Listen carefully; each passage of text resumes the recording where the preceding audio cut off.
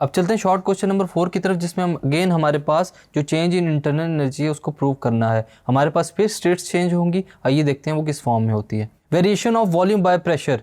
Volume जो है students आप लोग फिगर के अंदर देख सकते हैं कि वॉल्यूम बाय प्रेशर जो है उसके अंदर वेरिएशन आहिस्ता आहिस्ता आ रही है। एक जो गैस है स्टूडेंट्स उसको पाथ्स के अलोंग अगर हम लोग मूव करवाते हैं तो वो पाथ्स जो है वो किस फॉर्म में होंगी, ABCD ए एक पाथ है, ABC दूसरा पाथ है और A to A ये हमारे पास थर्ड पाथ है। हम लोगों ने अगर इस गैस को मूव करवाना है इन पाथ्स के अलोंग तो वहाँ पर हम लोगों ने चेंज इन इंटरनल एनर्जी को फाइंड करना है। वो कैसे करेंगे आइए इसमें डिस्कस करते हैं।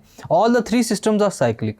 आप देख सकते हैं तमाम सिस्टम साइक्लिक हैं जो दोबारा वापस इनिशियल पॉइंट के ऊपर वापस आ जाते हैं।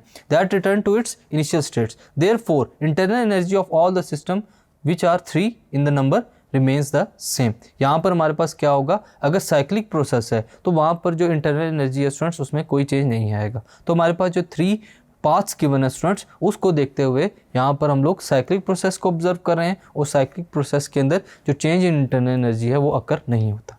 Thank you.